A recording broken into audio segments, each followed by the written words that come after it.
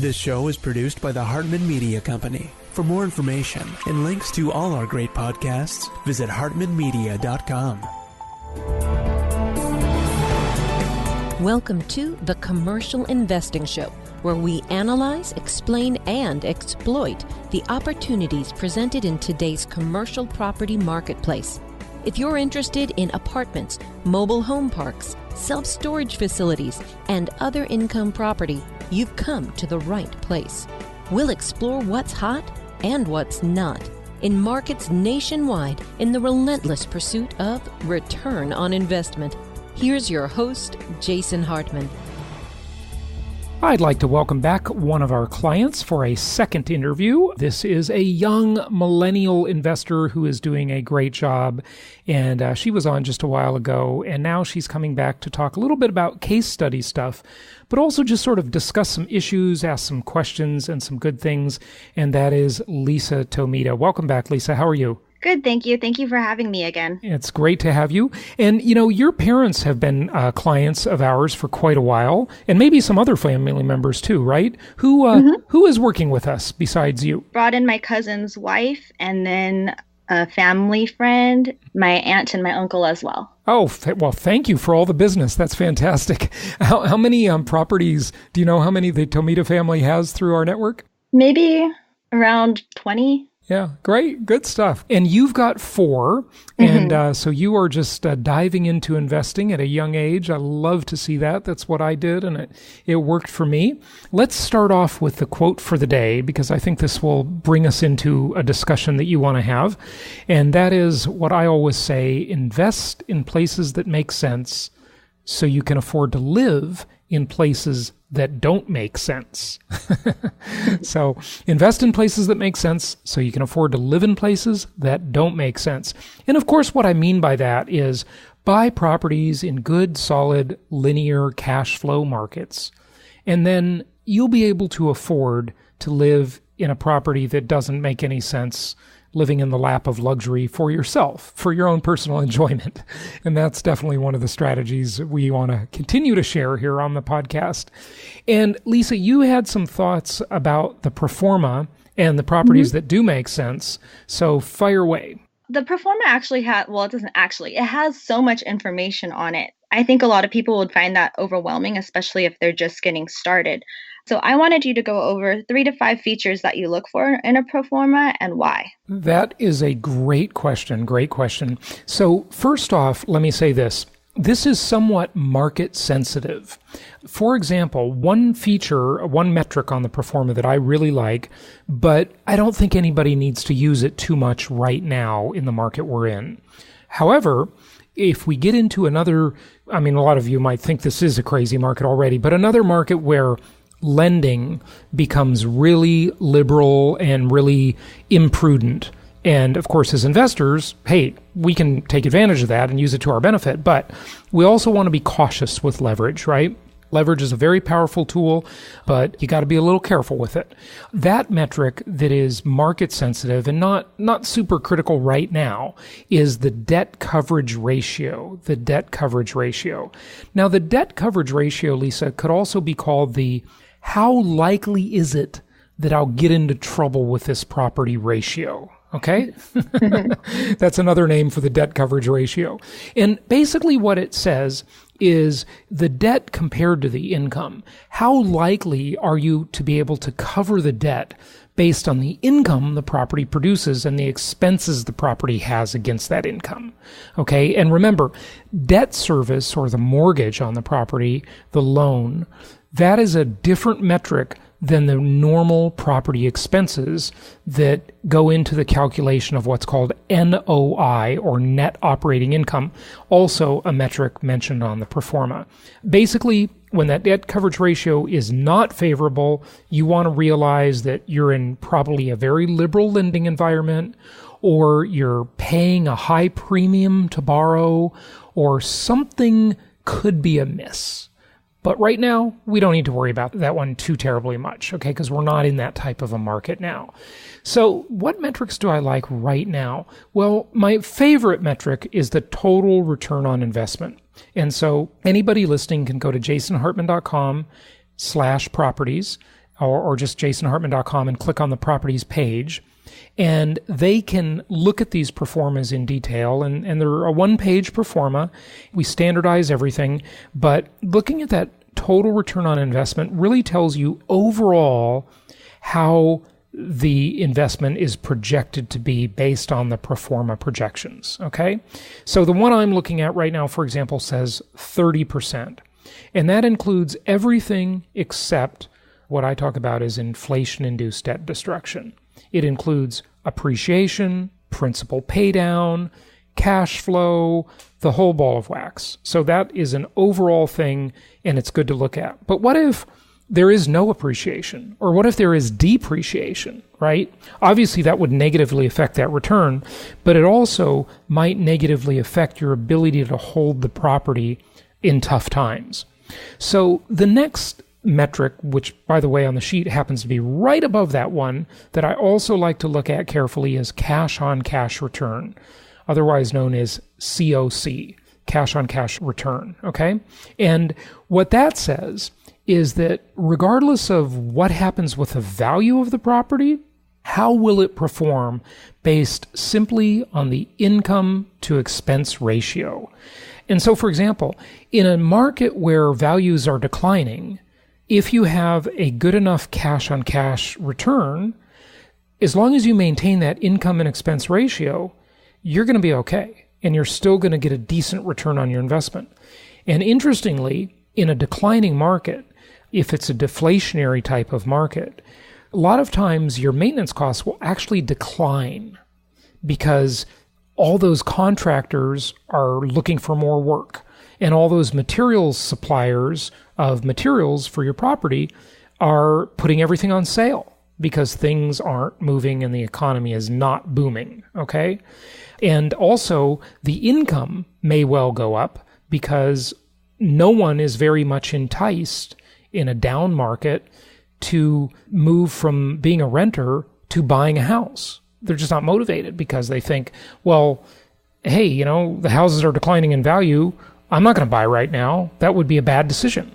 So a lot of times the rents actually increase in that market. Okay, these are non-correlating indicators, price to rent, because you start to see rents solidify more when the market is considered worse.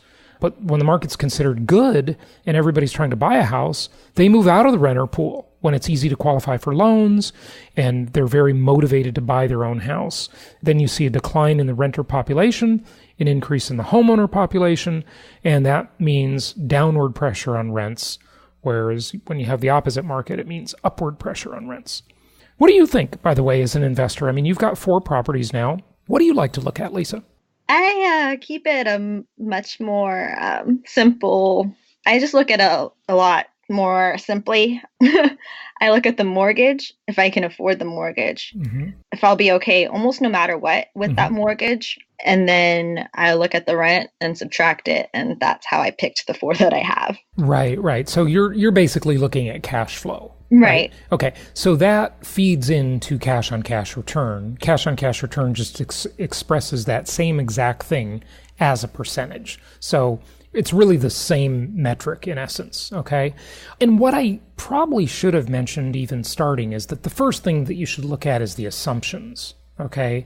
And on our pro formas, there are 4 of them: appreciation rate, vacancy rate, management fee, and maintenance percentage, okay? So you got to make sure those assumptions are in line first because they drive everything else. And if those assumptions don't show a vacancy rate, or they show a ridiculous projected appreciation rate, or they don't take into account maintenance or management, nothing's going to work until you get those assumptions to be at a reasonable level, okay? That's the first thing you've really got to do. So before you even look at anything else, you got to look at what are the assumptions on which these numbers are based, okay? Another one that I think is pretty interesting, and it's a really simple one, is cost per square foot, okay?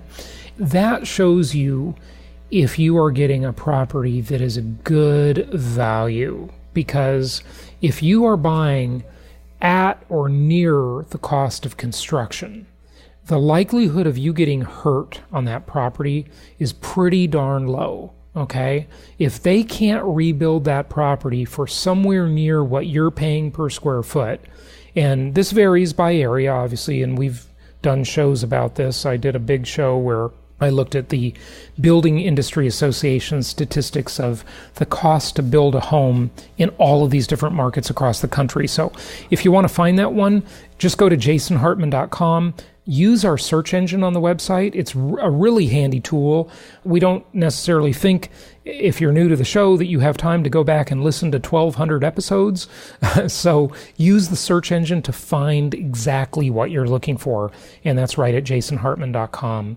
And it's a very handy tool. Also, Lisa, one of the things we were talking about before we started is for new listeners, we have a quick start podcast. So if you're using iTunes or any of the podcast platforms, you just type my name and look for the podcast that is called Quick Start, Jason Hartman Quick Start Podcast. It's got a green bar on the podcast icon. That's a good one where we've hand-selected some episodes that are really good for newer investors, newer listeners, to kind of get the fundamentals. Because a lot of times, we talk about some sort of heady, esoteric concepts that are important for investors, but sometimes you just want to know, what do I do? Tell me what to do specifically. So the Quick Start podcast will be very helpful for that. But Lisa, you're looking at cost per square foot, right? Well, now I am. Yeah. Of course, driving cost per square foot is the square footage accurate in the first place? So make sure you double check that and ask. And, your appraiser will do measurements. And these will vary a little bit, by the way. Everybody measures a little different. It's not exactly perfect. But as long as it's, as the saying goes, close enough for government work. So, yeah. But, on this Pro Forma, everybody listening should go, every 6 months or so, go to jasonhartman.com and listen to that 27-minute video right on the front page of jasonhartman.com. It's just a free video, and it'll really just go through the Pro Forma line by line by line. Like if there's nothing else anybody does and they want to become a good real estate investor, just watch that 27-minute video. It's that covers a lot of it. It's very, very helpful for people. Okay? What's next? Or do you want to talk more about the Pro Forma? No, we can talk about self-management now. What are some tools that you're loving? I love what you were telling me before we went on the air. And, we've talked a lot about different tools. But you were telling me, and I'm going to throw it back in your lap, that you like using Lowe's, right? Mm-hmm. Lowe's, the big hardware store, the competitor of Home Depot, as my mom calls it, Home Depot. Tell us why you like Lowe's. Living in California, our prices are higher than what it actually costs in places like Mississippi, where I have my houses. Where you have two of them. You have two in Little Rock, two in Mississippi, right? Okay. And I'm also self-managing. Mm-hmm. And I didn't find this out until I called the store to ask about the installation services that I found on the website. Mm-hmm. So I'm talking to the guy, and he's like, well, I was trying to get a security door. Mm-hmm. So he was like, how about this one? It's 100. I don't remember what the exact numbers were. I think it was like $160. And then I'm looking at it online. I'm like, the closest door that fits that description is $180. Mm-hmm. Anyway, so I ordered it over the phone, saved $20, and then they installed it for me. And since their installation guys are also independent contractors, mm-hmm. he called me. I started talking with him. And basically, he's now my handyman. Great. So you buddied up to the person that Lowe's referred, their mm-hmm. independent contractor, and that person became your handyman. That is awesome. Good job. Good job. Good job. So what did you negotiate with them? Like, are you paying them hourly? Tell us how that's working out, your handyman. I'm paying him by the task. There's not that much to get done. I just have a gate that needs to be fixed and another door that should be installed. Just a better security door. I didn't like the ones that were on the house that I have. Mm-hmm. So I'm replacing both of those for the tenant, and he's going to install them for me. Good stuff. You got this door replaced. Why did you need that? Did the tenant tell you, I have to have a security door, or were you just sort of doing them a favor? And when you say security door, what do you mean? Like bars on the outside, like a sort of the screen door that's like a security screen door. Is that what you mean? Yeah, so it's just a black steel door. It's metal. I don't really know how to explain it. Yeah. Okay. Well, I know what you mean. It lets the air in, but it doesn't let the bad guys in. Right. Right. Okay. Good. So Good the reason why I got the one on the front door, which was the one I called Lowe's for, was because everyone around her house has gotten broken into, and she was a little bit concerned. So I just ordered her the door, and then when the installation guy got out there, who's now my handyman, he also told me that the doors were hollow core, and he wasn't sure if those were suitable for outside. Okay, so yeah, I don't think they are either, by the way, so that's good. So you got the tenant security door, they feel better. Overall cost was what, $170? About. That's pretty cheap for nice security there. That's great. Okay, good. And where was that? Is that the Mississippi or the Little Rock properties? That was in Mississippi. Okay, good. So now you've got a handyman in Mississippi. You know, it's always good to have a few of them. And Lisa, as you know, we are launching, and by the time of this recording, it may already be launched, I'm not sure, or by the time this show airs, the Empowered Investor Network. So that, and we're going to do this one market at a time, so that investors in these markets, our clients, and maybe some that aren't our clients, will have a chance to network together, to hold their property managers accountable, okay, because they're going to be sharing information behind their back. And also, they will really have the network, the friends, the advice, and the tools if they want to self-manage their properties. So I'm just really excited about this. I think it's going to be the best thing we've ever done, and the empowered investor community is just going to be great. So for the cost of it, if you have one property, you will easily pay for it. easily, probably many times over in the first year. Just a cinch. So that's going to be a good thing. Monthly conference calls, community forum, so everybody can post and share information, special event of some sort at our Profits in Paradise and Meet the Masters events every year. And we'll get all these empowered investors together, and they'll just have a nice little community. And I think one of the main things is sharing information of who the best contractors are, who the best handymen are, who the best HVAC company is, all this kind of stuff. And knowing, you know, if an estimate on something, if a quote on something from a vendor is out of whack or if it's reasonable, right? Because you'll be able to post in the forum, hey, I got this quote. Here it is, you know, show it to everybody.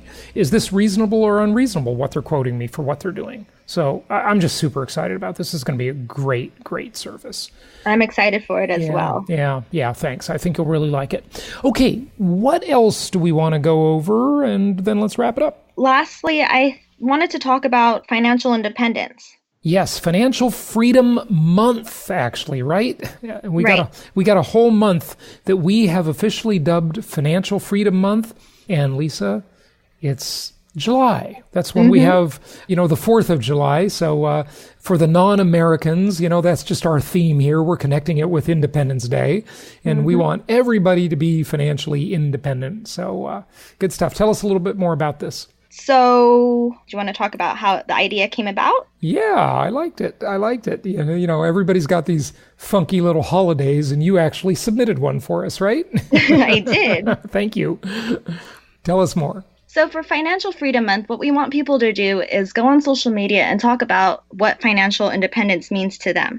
So set a goal, talk about how you already got there, talk about why you want to be financially independent. We just want to create some sort of opportunity for people to talk about it.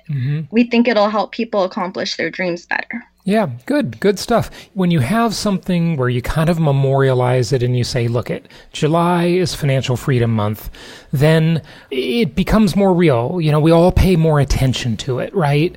And that's really the purpose of these ceremonies in life and these holidays and things like that, to just bring it to our attention, to get us to remember it, right? Awareness. Yeah. Good stuff, Lisa. That's excellent. Well, great. Thanks for joining us for the second time, and thanks for being a great client. We appreciate the business, and especially your whole family. Now, some of your family, I know you live in Cerritos, but some of your family lives in Hawaii, right? No, we're all in LA. Oh, you're all in SoCal. Okay, got it. Yeah. And Cerritos is Los Angeles County, right? Right. You know, I told the story, Cerritos. The Cerritos Mall changed my life. You heard that story before, right, folks? We ought to do a contest to see if anybody can remember what I'm talking about. Anyone besides me.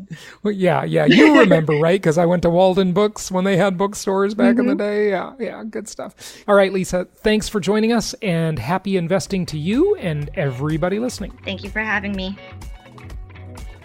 Thank you so much for listening. Please be sure to subscribe so that you don't miss any episodes. Be sure to check out the show's specific website and our general website, hartmanmedia.com, for appropriate disclaimers and terms of service.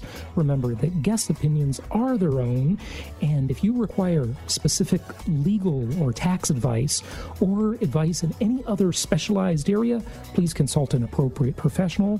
And we also very much appreciate you reviewing the show.